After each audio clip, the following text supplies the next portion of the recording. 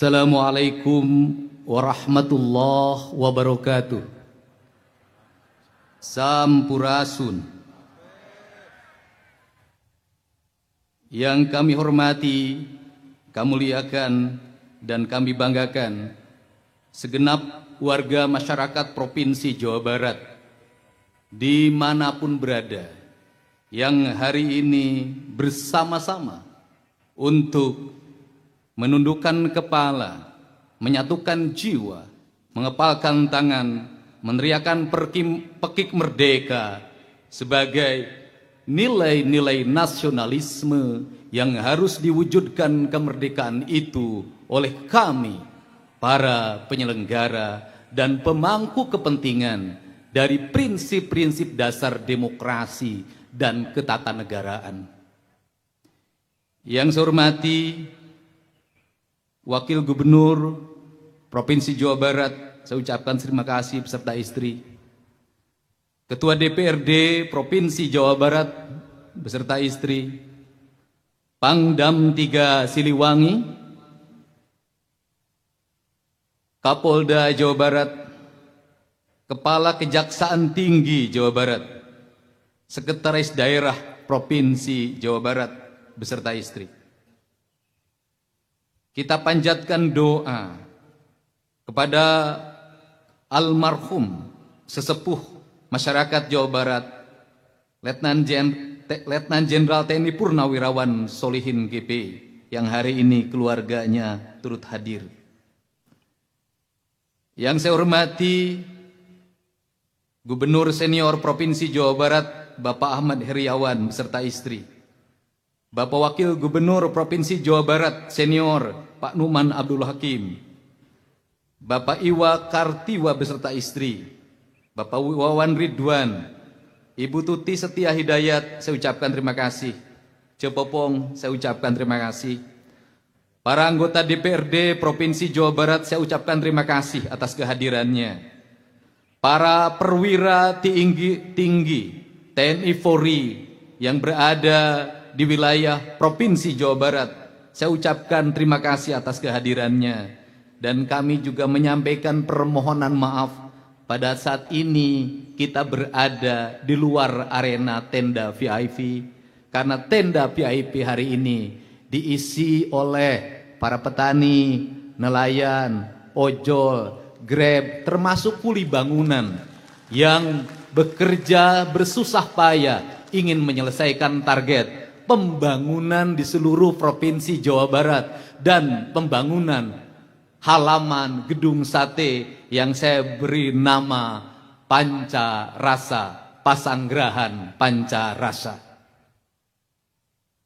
Saya ucapkan terima kasih pada seluruh para pejabat instansi vertikal Provinsi Jawa Barat, para kepala BUMD, BUMN yang berada di wilayah Provinsi Jawa Barat, unsur organisasi kepemudaan, kemasyarakatan, para alim ulama, guru, para pelajar, dan semua yang hadir, masyarakat Jawa Barat yang berprestasi.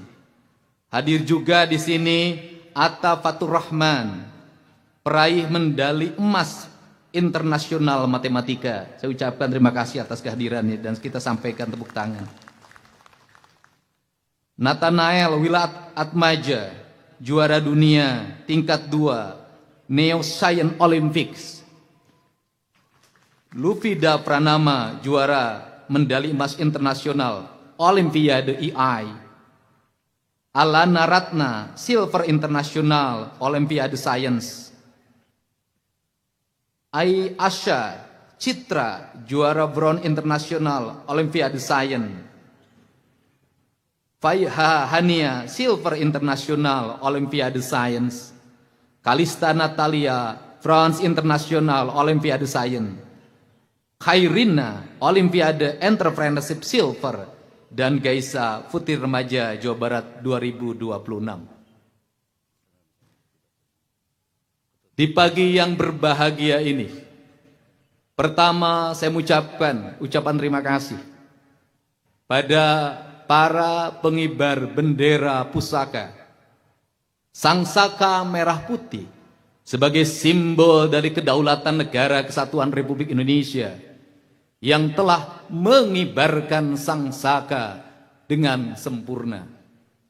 Apa yang Anda lakukan, pelatihan yang Anda buat, sikap mental yang ditempuh selama ini, cermin bahwa negeri ini tidak kekurangan anak-anak muda yang memiliki spirit patriotik, yang mau mengorbankan masa remajanya demi kepentingan, kehormatan sangsaka merah putih.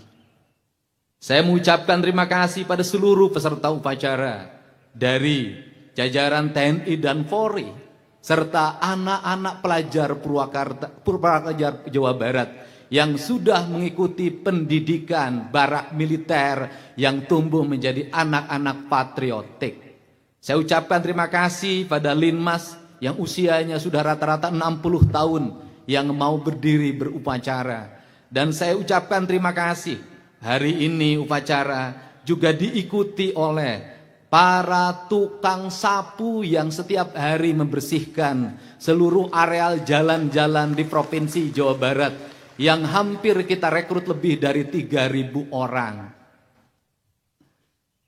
Di hari kemerdekaan yang ke-81 ini, kami menyampaikan permohonan maaf kepada seluruh masyarakat Jawa Barat yang berada di Jawa Barat, di luar Jawa Barat, di luar daerah Provinsi Jawa Barat, bahkan sampai di luar negeri untuk mencari nafkah.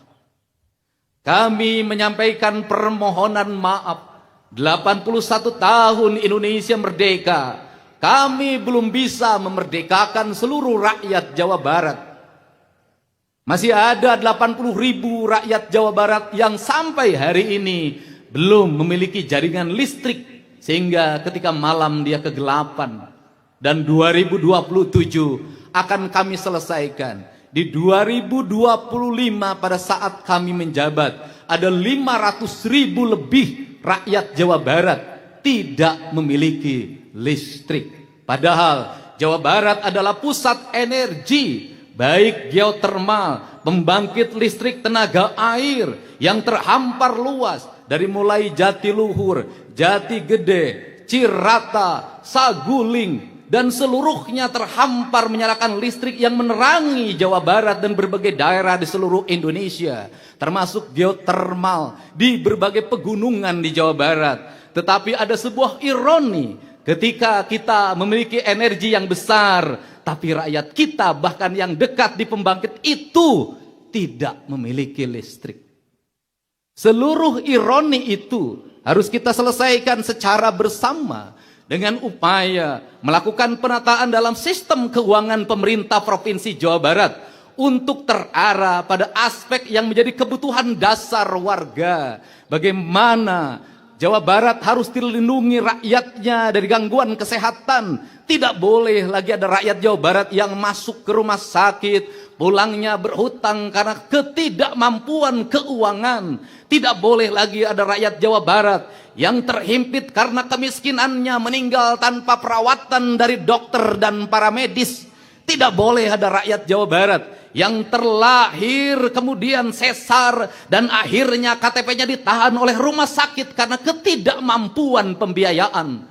Seluruhnya akan kita wujudkan secara bersama dengan kerja secara bersama antara pemerintah Provinsi Jawa Barat, jajaran DPRD Provinsi Jawa Barat, seluruh instansi vertikal, baik Kejaksaan Tinggi, Kepolisian Daerah Provinsi Jawa Barat, Kodam 3 Siliwangi, Pengadilan Tinggi, Pengadilan Agama, Kantor Wilayah, Kementerian Agama, semuanya harus bahu-membahu. Instansi kita, ada instansi daerah, ada instansi vertikal, tetapi tujuan kita adalah satu, mewujudkan masyarakat Indonesia yang merdeka, berdaulat, adil, dan makmur.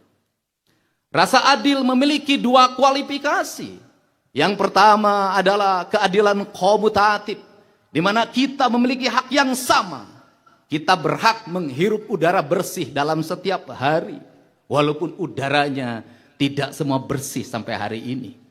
Kita berhak mengenyam pendidikan, kita berhak menerima layanan kesehatan, kita berhak mengeluarkan pendapat dan merdeka dalam berorganisasi, tetapi tetap dipertanggungjawabkan seluruh tindakan kita. Setiap warga negara memiliki kedudukan yang sama di mata hukum. Itulah kemerdekaan komutatif.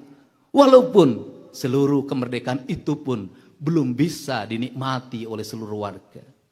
Kemerdekaan distributif, keadilan distributif kita wujudkan dengan apa? Berdasarkan prestasi yang dimiliki oleh setiap orang. Maka negara harus memberikan ruang bagi siapapun warganya untuk berprestasi tanpa dihalang-halangi. Negara merdeka, tidak ada lagi kalimat kaum caca. Negara merdeka, tidak ada lagi kalimat kaum menak.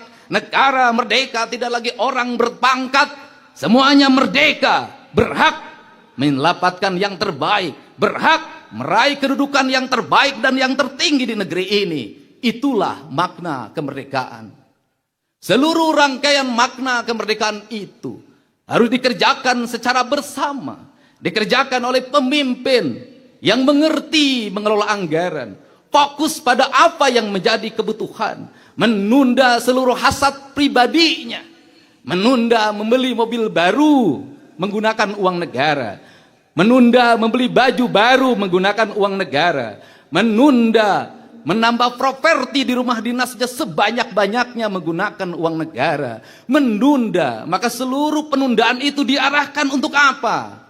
Mengangkat derajat agar masyarakat Jawa Barat setingkat demi setingkat angka pendidikannya semakin meningkat, tidak lagi terus berkutat di 8 tahun. Ke depan harus kita meraih minimal 12 tahun.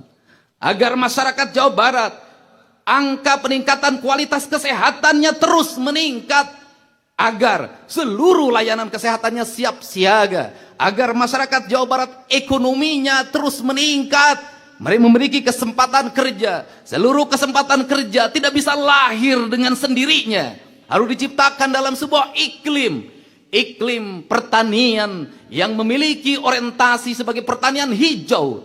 Karena pertanian yang terus-terusan menggunakan pestisida dan pupuk kimia tidak bisa lagi masuk ke pasar dunia dan tidak bisa lagi membuat untung para petani. Maka sudah selayaknya kita secara bertahap, Dinas Pertanian Provinsi Jawa Barat bekerja sepetak demi sepetak, seluruh sawah di Jawa Barat dirubah. Untuk apa? Mencapai tingkat derajatan pertanian organik. Pertanian organik itu memiliki fungsi pada peningkatan kualitas ekonomi, memiliki fungsi pada kualitas peningkatan kesehatan. Karena kesehatan tidak melulu rumah sakit, kesehatan tidak melulu puskesmas, kesehatan tidak melulu alat kesehatan, kesehatan tidak melulu para medis, kesehatan tidak melulu dokter. Karena dokter yang sejati adalah diri kita sendiri. Maka pertanian organik merupakan tahapan untuk mewujudkan masyarakat Jawa Barat yang sehat, yaitu masyarakat Jawa Barat setiap hari mengkonsumsi air yang berkualitas. Masyarakat Jawa Barat setiap hari mengkonsumsi buah-buahan yang berkualitas. Berkualitas buah-buahan terhampan, buah-buahan khas Jawa Barat. Ada pisang, ada rambutan, ada manggis, ada duren, banyak lagi buah-buahan khas kita. Dan itu kalau kita bersama mendorongnya peningkatan kualitasnya, maka dalam setiap waktu kita akan menikmati makanan yang bermutu, yang dilahirkan dari apa? Dari tanah air di mana kita pijak. Tanah air di mana kita pijak saling mengikatkan diri. Dalam filosofi Sunda disebutnya papat kalima pancer. Papat kalima pancer adalah saling mengikatnya. Air, matahari, tanah, dan udara melahirkan sebuah energi, melahirkan tanaman-tanaman yang berkualitas, yang tumbuh penuh dengan cinta kasih, di mana para petani mencintai tanahnya, menghormati tanahnya, mengurus tanahnya, memuliakan tanahnya. Dari tanah-tanah yang dimuliakan, maka akan tumbuh pepohonan yang mulia, maka akan tumbuh sayur-sayuran yang mulia, maka akan tumbuh buah-buahan yang mulia, maka akan tumbuh padi yang mulia, jagung yang mulia, bawang merah yang mulia, bawang putih yang mulia. Kemuliaan itu akan dimakan oleh warganya. Maka warganya menjadi warga yang mulia, mulia darahnya, mulia denyut jantungnya, mulia tatapan matanya, mulia pendengarannya, mulia pengucapannya, maka mengikatkan diri dengan sang saka merah putih. Maka merah dan putih bukan sesuatu yang terpisah, tapi merah dan putih adalah satu kesatuan. Maka manusia Indonesia yang sejati, yang mencintai tanah air, yang menghormati merah putih adalah dia yang setiap waktu menjaga tanahnya, menjaga airnya, mengorbankan keringat dan darahnya demi tanah dan airnya. Maka dalam kekinian adalah menjaga kesuburan tanahnya, menjaga kesuburan airnya. Maka kalau kita ingin menjadi nasionalisme sejati, negeri kita sebenarnya tak perlu pestisida. Negeri kita sebenarnya tak perlu bahan kimia. Kalau kita mengikatkan diri dengan seluruh alam raya ini secara sempurna, dan Tuhan hadir dalam setiap jengkal tanah, melahirkan kesuburan, melahirkan masyarakat Jawa Barat yang subur, makmur, gemah ripah, refeh rafi. Sifat saling mengikatkan adalah sifat ketuhanan, sifat kemanusiaan, sifat persatuan, sifat kerakyatan, dan sifat keadilan. Dalam kaidah Islam disebutnya insan kamil, atau dalam kaidah kebangsaan disebutnya manusia Indonesia seutuhnya. Prinsip dasar itu dulu tercerabut oleh prinsip-prinsip pengejaran aspek material produksi, sehingga kita masuk dalam sebuah teknik pertanian kimiawi yang berlangsung saat ini, yang menjadi ketergantungan. Sedangkan negara-negara maju yang dulu mendorong kita menggunakan pestisida, hari ini menjadi bangsa yang menolak produk pertanian berpestisida. Selama cara berpikir kita meletakkan diri pada orang lain untuk meraih kemajuan, selama metodologi pembangunan kita diletakkan terus-menerus pada keinginan orang lain, maka percayalah, kita tidak akan pernah mencapai kemerdekaan yang dicita-citakan. Karena apa? Selamanya kita masuk dalam standar mereka. Ketika kita masuk dalam standar mereka, mereka sudah merubah standarnya. Ini prinsip-prinsip dasar filosofi kebangsaan, kejawabaratan yang harus kita renungkan. Maka dalam perspektif ke depan, kita harus apa? Memiliki kesetaraan. Kesetaraan harus kita lakukan dengan apa? Membangun generasi baru. Yang terbebas apa? Unsur kimiawi. Bukan hanya sekedar kimiawi karena sakit, tetapi kimiawi yang disengaja. Apa itu? Mereka korban obat-obatan terlarang. Tren hari ini, tramadol. Ribuan orang terjatuh pada pergumulan kejahatan. Dari mulai tawuran, pembacokan, pencopetan, perampokan, pembunuhan. Dan di sudut-sudut kampung tramadol itu dijual secara bebas. Di sudut-sudut kampung kita membiarkannya. Maka di 81 kemerdekaan Republik Indonesia, kita merdekakan bangsa ini dari penjajahan yang tidak terlihat. Penjajahan yang tidak terlihat adalah sistematika kolonial. Gaya baru. Dengan cara apa? Merusak pikiran kita, merusak pendengaran kita, merusak khayalan kita dalam sistem yang tidak terlihat. Orang seperti disenangkan, tetapi dia dihancurkan. Perspektif itulah yang harus dibangun. Kenapa? Hamparan tanah kita adalah tanah khatulistiwa yang sangat subur. Kekayaan alam yang berlimpah, yang tidak berhenti. Diambil oleh kolonial, kita tidak miskin. Diambil berpuluh-puluh tahun, 81 tahun kita merdeka. Sampai hari ini pun kita tidak miskin. Walaupun rakyatnya masih banyak yang miskin. Perspektif itu mengakibatkan ketertarikan orang. Untuk apa? Melumpuhkan generasi muda. Hilang nasionalismenya, hilang spirit hidupnya, hancur masa depannya, rusak kehidupannya, maka ini adalah kewaspadaan nasional yang tentu memilih spirit kita bersama untuk bersama-sama dibersihkan. Dan pada tahun ini, pemerintah Provinsi Jawa Barat yang pertama kali menggelar upacara kemerdekaan Republik Indonesia di halaman Gedung Sate. Biasanya kita menggunakan gazebo. Kita berdiri di sini bukan karya saya, tapi ini adalah karya-karya kuli bangunan yang sekolah SD pun tidak tamat.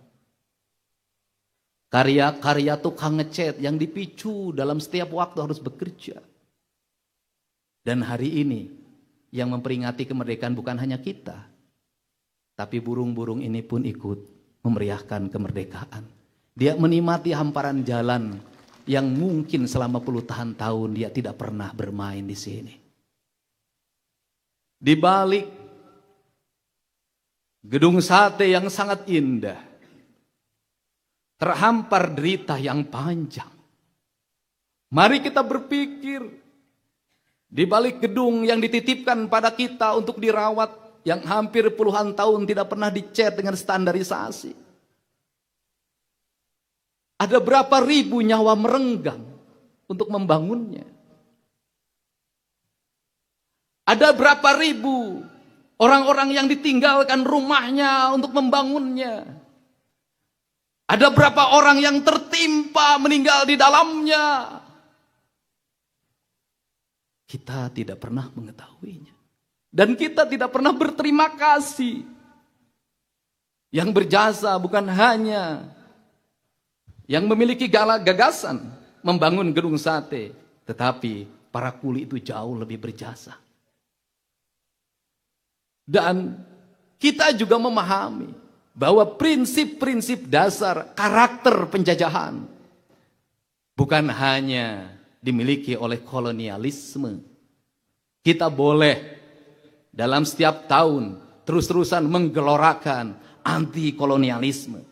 Kita dalam setiap tahun memberikan kutukan terhadap imperialisme.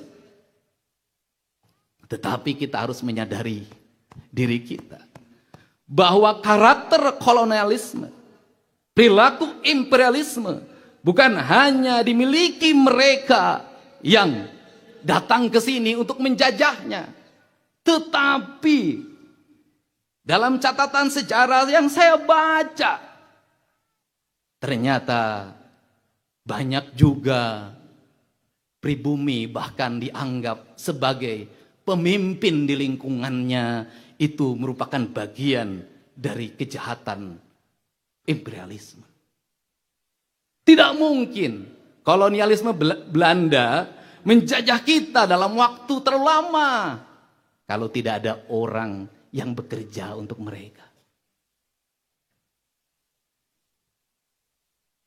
Orang yang bekerja itu seringkali memiliki karakter feodalistik.